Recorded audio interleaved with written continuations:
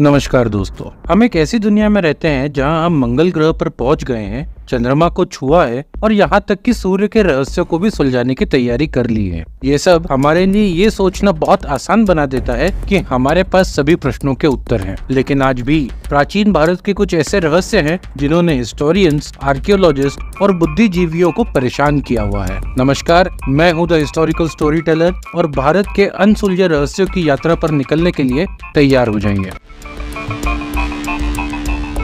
आपने दुनिया भर के गुप्त समाजों के बारे में सुना होगा, जिन्हें हम सीक्रेट सोसाइटीज भी कहते हैं।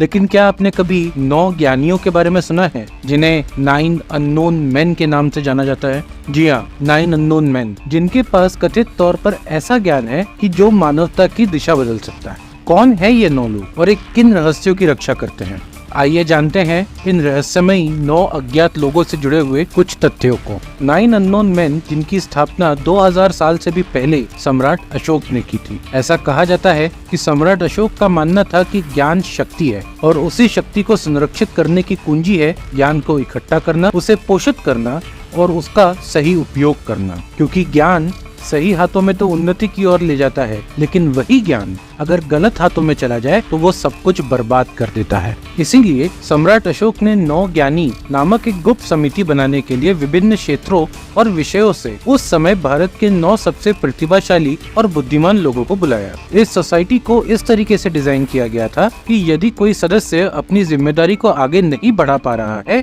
तो उसके स्थान पर एक योग्य सदस्य को उत्तराधिकारी के रूप में चुना जाएगा और यह समाज ठीक 9 सदस्यों के साथ जारी रहेगा। इन 9 लोगों को ऐसे अलग अलग विषयों पर काम करने के लिए कहा गया था जो किसी भी शासक को सर्वशक्तिमान बना देंगे।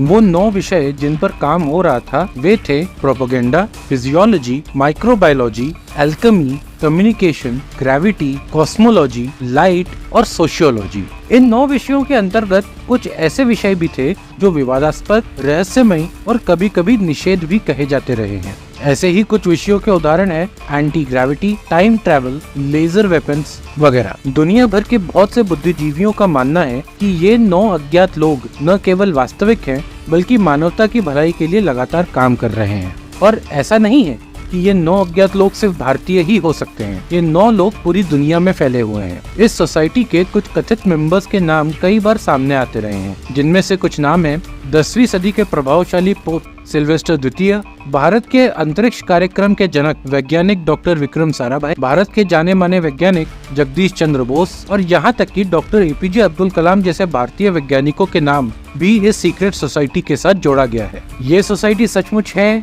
या नहीं, ये अभी तक एक राज बना हुआ है। लेकिन मेरा पर्सनली मानना है कि अगर किसी विषय के बारे में इतनी बातें हो रही हैं तो कहीं न कहीं उसमें थोड़ी बहुत सच्चाई तो जरूर होगी। आइए अब एक ऐसी सभ्यता की बात करते हैं जिनके पास 5000 साल पहले एक डेवलप्ड शहरी योजना थी, एक प्रॉपर वाटर सप्लाई सिस्टम और एक ड्रेनेज सिस्टम था। जिनके पास खुद की डेवलप करी हुई एक ऐसी लिपि थी जिसे हम आज तक डिकोड नहीं कर पाए हैं। हम बात कर रहे हैं इंडस वैली की, जो एक शक्तिशाली सिविलाइजेशन थी। ये सिविलाइजेशन अभी के भारत, पाकिस्तान, अफगानिस्तान और ईरान तक फैली हुई थी और अचानक बिना कोई निशान छोड़े यह सभ्यता खत्म हो गई।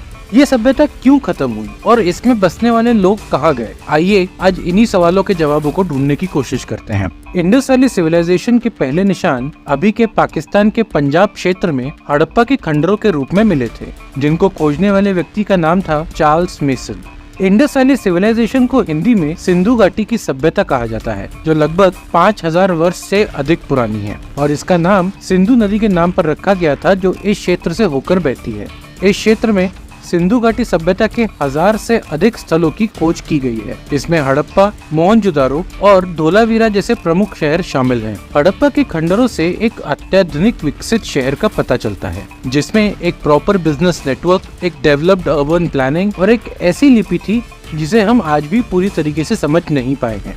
यहाँ पाई गई नक्काशी जानवरों, मनुष्यों और देवताओं सहित विभिन्न विषयों को दर्शाती है। यह नक्काशियाँ मोहरों, मिट्टी के बर्तनों और गहनों सहित कई वस्तुओं पर पाई गई हैं। ये मोहरें विशेष रूप से सभ्यता की सामाजिक और आर्थिक संरचनाओं के बारे में बहुमूल्य जानकारी प्रदान करती हैं। सिंधु घाटी सभ्यता आर्किटेक्चर के हिसाब से भी बहुत डेवलप्ड थी।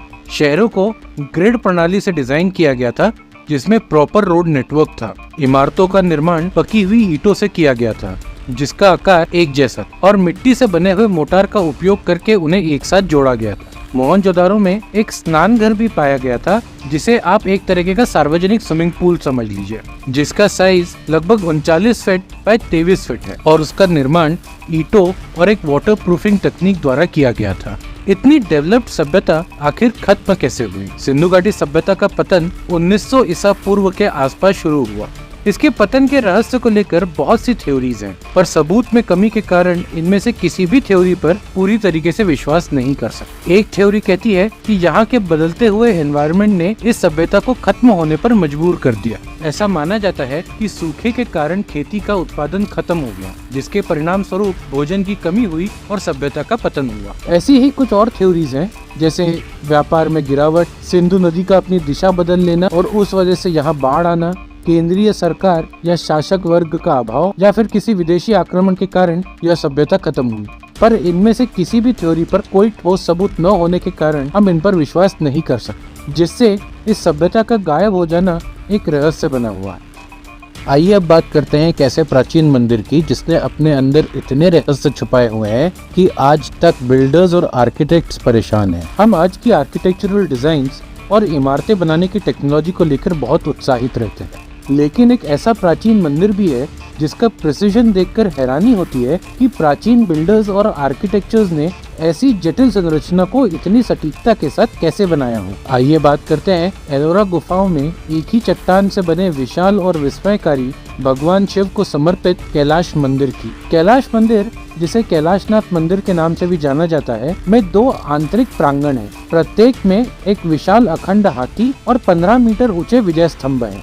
नंदी मंडप और मुख्य शिव मंदिर 7 मीटर ऊंचे हैं और 2 मंजिलों में बने हैं। मंदिर की दीवारों पर हिंदू देवताओं की जटिल नक्काशीदार मूर्तियां, पुराण, रामायण और महाभारत के दृश्य हैं। कैलाश मंदिर के निर्माण की सही तारीख तो पता नहीं, लेकिन जिस चट्टान से यह बना है वह लगभग 6000 साल पुरानी होने का अनुमान है। मंदिर का निर्माण ग्रेनाइट को काटकर किया गया, ठीक उसी तरह जैसे मूर्तियां बनाई जाती हैं। एलोरा गुफा में कैलाश मंदिर एक असामान्य तरीके से बनाया गया है, लेकिन प्रश्न ये है कि बनाते वक्त निकाली गई 3 लाख से 5 लाख टन चट्टान कहाँ गई, और साथ ही मंदिर बनाने में इस्तेमाल किए गए उपकरण भी गायब हो गए। मंदिर परिसर के भीतर कई छुपे हुए मार्ग और कक्ष हैं, जिसके बारे में कुछ लोगों का मानना है कि इन मार्गों का उपयोग गुप्त अनुष्ठानों के लिए या युद्ध या आक्रमण के समय भागने के मार्गों के रूप में किया जाता होगा। मंदिर की दीवारों पर कई शिलालेख पाए गए हैं, जिन्हें अभी तक समझा नहीं जा सका है, क्योंकि शिलालेखों में उपयोग की गई भाषा अज्ञात है।